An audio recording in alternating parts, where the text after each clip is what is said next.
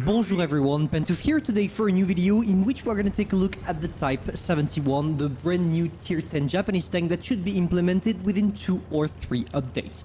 And yes, I know it seems weird because right now we're taking a look at an AMX50B, simply because the Type 71 is a tank that is not available yet, therefore it's in testing, and the only way for us to show it is to basically take replays from people that encountered one in their game.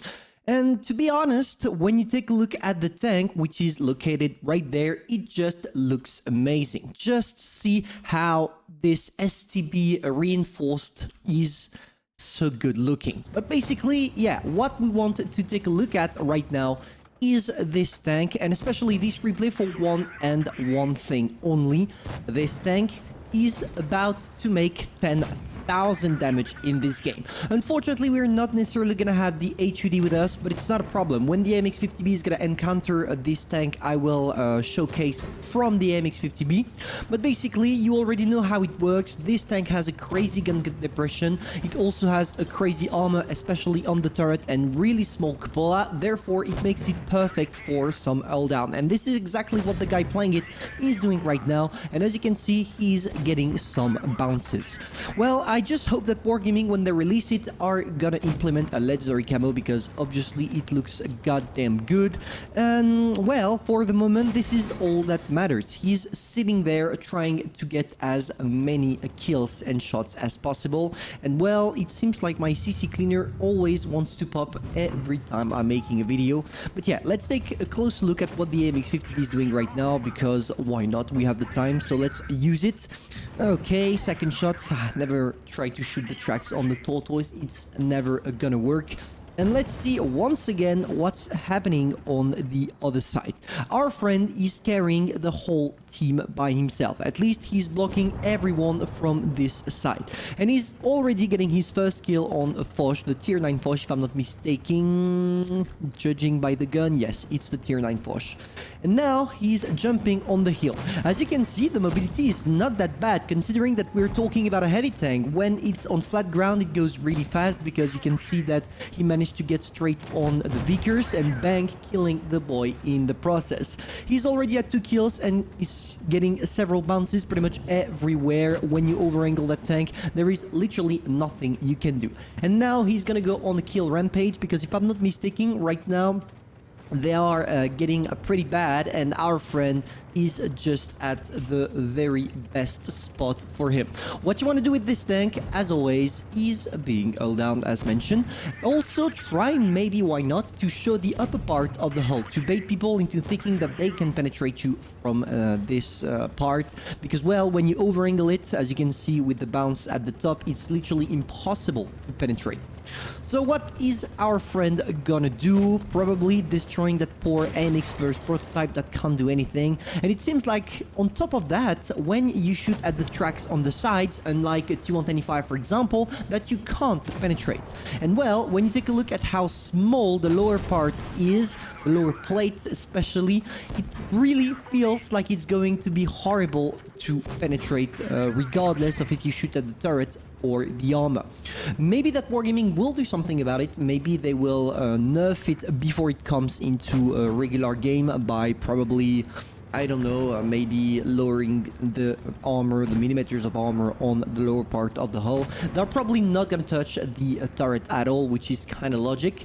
And something that we forgot to mention is the reload. The reload just seems so great. You know what? We are gonna take quickly our I forgot how we say it in French, but like a chronometer, and we are basically gonna try to take a look at how much time it takes for that tank to reload. We're gonna wait for the reload once again. Okay, there we go. We're starting, and we're gonna see how long it takes for it to shoot again. For the moment, we're at 7 seconds. Yeah, it takes around 8.5 seconds to reload. It has 400 alpha damage, which gives it a pretty decent DPM. Now, is he gonna be able to do something? I feel like, well, he's gonna win because I know the end of the replay, but most importantly, he's gonna win flawlessly. It seems like the enemies don't know how to play against that tank, which is kind of logic. It's a new one, but still, I mean, it's a heavy tank. Usually, when you're facing heavies, all you have to do is basically trying to shoot the lower part of the hull or things like that, but here they are bouncing again and again and again. The only way for them not to bounce is to shoot on the side like this guy, the 53 TP Lewandowskiego is no, not Lewandowskiego, but the 53 TP is doing. Is he gonna be able to do something? Is he gonna be able to kill them? The IS-7 is dead. He's already at 5 kills. Now he only has to deal with the 53 TP, and as it's a tier 8 against a tier 10, well, it seems like it starts to become impossible for them to do anything. The 53 TP on top of that can't penetrate, which means that, yeah, the armor on that thing is just goddamn good. And yeah, this is how you finish a game with 9.8k damage. And yeah, it really says a lot about the abilities of that tank, because take a look at that. We don't care about the 50B, but wow, Type 71, 9.8 thousand damage and 6 kills. Obviously an ace tanker. And you know what, I was thinking, yeah, maybe what we could do, because obviously here that guy has a lot of average damage per battle, etc., because he's benefiting from the new matchmaking, which means that when you are new right now in the game, Wargaming implemented something that means that you can play only with people that have above 5k battles, so basically the biggest noobs, which explains how he managed to do that. But basically he's playing again and again and again and again this Type 71, also the GSOR 1008 that is soon to be released. But basically, yeah, it seems like this tank is definitely going to be the GOAT, and maybe that it's for the best as it's a free tank. Quick highlight of the Type 71 armor, because it's available on Blitz Hangar, as you can see, and this is what impressed me the most. The armor profile on the turret is so rounded that it seems impossible at all to penetrate it, even if you're using, I don't know, a Hori with calibrated shell. Maybe it's going to be possible if you're really lucky shooting here or here on the side of the tank, but otherwise you can just forget. There is the cupola that seems less big on into the game than it is right there. And on top of that, the cupola is trolling, because as you can see, you have 270 millimeters at the middle of it, which is the main part, which means that even the cupola is not going to be a weak spot.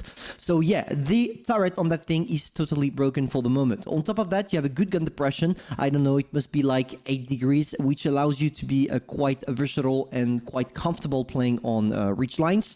And yeah, finally, the armor profile of the hull, which is just something out of this world. Just take a look at this godly armor. Like, goddamn, 400 millimeters. It's like a first on every single tank that the game has to offer. And when you don't angle it at all, at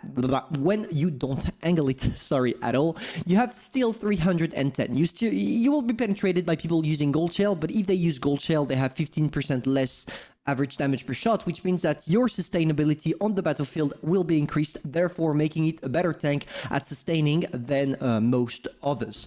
And finally, what impressed me the most, in fact, is that this tank literally doesn't have a weak spot at the front. Like, even the lower part of the hull has 280 millimeters of armor, which implies that you can't penetrate this tank without using gold shell at the front. And well, this is where Wargaming, I think, will do something and probably nerf the hell out of that lower plate in order to make it a better tank for everyone and to be penetrable, because otherwise it's going to be broken, as we saw in the previous replay. Because yeah, the guy effectively got bounces on bounces on bounces, because when you're facing directly frontally your enemies with this, if they're not using gold shells, which is the case for most of people under 5k battles, you are a literal impenetrable god. So in the end, it seems like Wargaming first wanted us to get a heavy meta, because they increased the HP pool of most of them. They made it relevant again after they switched to the medium era, and finally now it seems like the new meta tank is going to be a Japanese one. So yeah, people, prepare yourself, grind all tanks from the Hago to the Shinu, because if I'm not mistaken, the new line starts at the Shinu, and prepare yourself for those Type 71s running around, because yeah,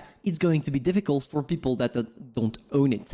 Hopefully you enjoyed. If that's the case, feel free to subscribe, like, and share, and most importantly, tell me in the comments what you think about the Type 71 in its current state. Is it too funny? Is it too broken? Is it not broken enough? Let me know, and I'm gonna see you soon. Bye.